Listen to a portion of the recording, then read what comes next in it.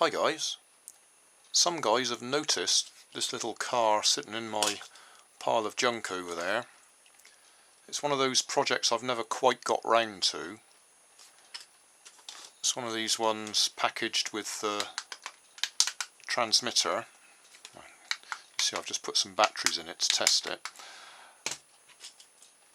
And it clips onto there to charge it, or at least it should. It does clip on there, but it doesn't charge it. So I think what the problem is the battery, or the rechargeable battery in there, is probably well past its sell-by date. That light should come on when it's charging. So the plan is to take it apart, which I have done in the past, but I didn't video it.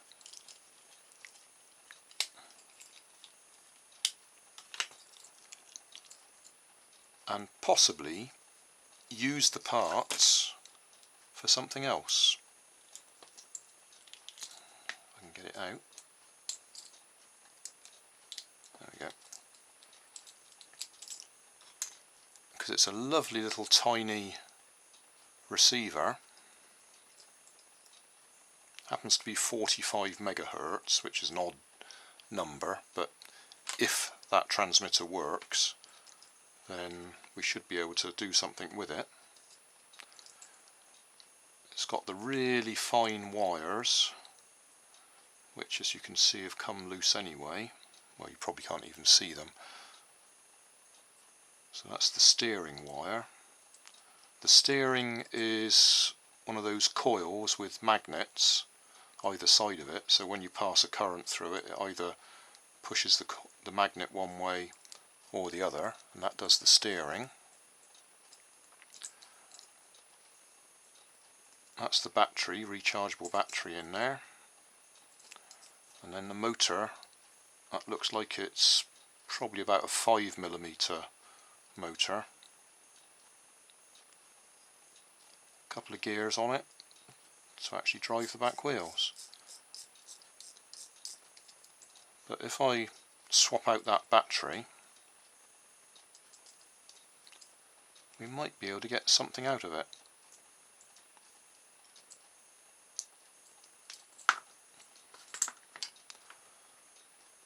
So the battery,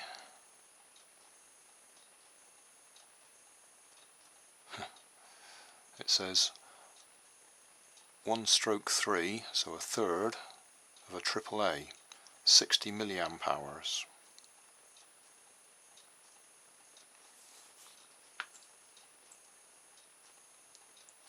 And it's all pretty corroded in there. I'll do a couple of close-ups, I think.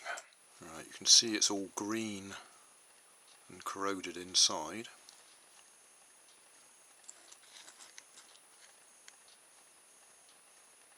You can see the gears.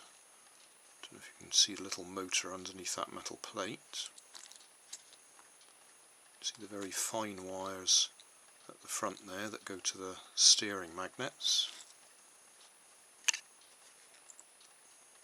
And that's the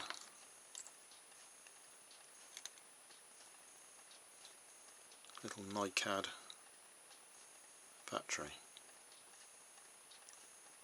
So what I might try and do is just rig up a battery to connect to the terminals and see if we can actually get some movement out of it using the transmitter.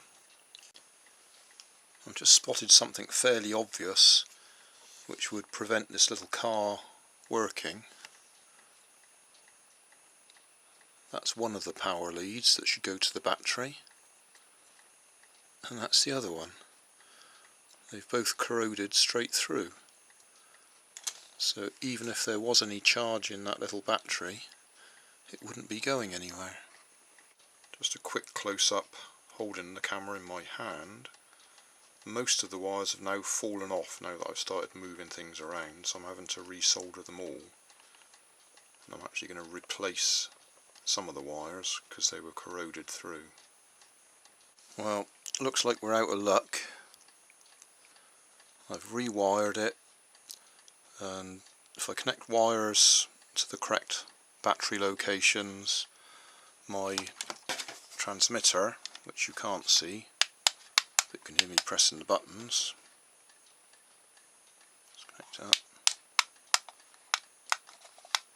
Nothing happens. If I go directly to the relevant tags,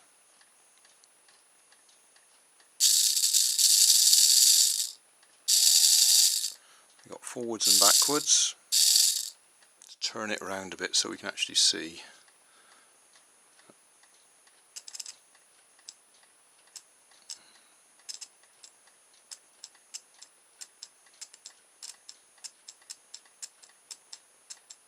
So the steering works, little motor works,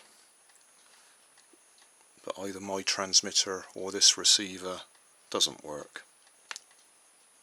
So I spent quite a bit of time resoldering wires. Another one's just dropped off there because they're all corroded on the joints. In fact, I think that's the only one I haven't resoldered. So that's a shame. That would have been a handy little receiver if I'd have been able to get it to work.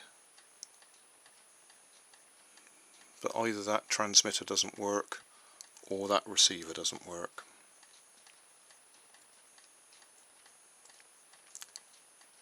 But I got a scrap motor and steering that I can use. Shame, I'd rather have had the transmitter and receiver. Taking the cover off the steering so you can see the two coils. That's what attracts or repels the magnet that's attached to the steering mechanism. So that goes side to side and that turns the wheels side to side. So that's the plate off the back. So I should be able to just poke the motor out.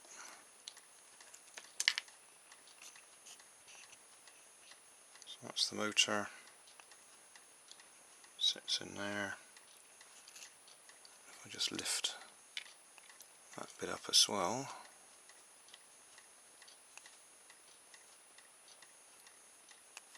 Oops. Get it back in focus. That's the magnet on the steering yoke, or whatever you want to call it. You can see those coils a bit clearer now as well.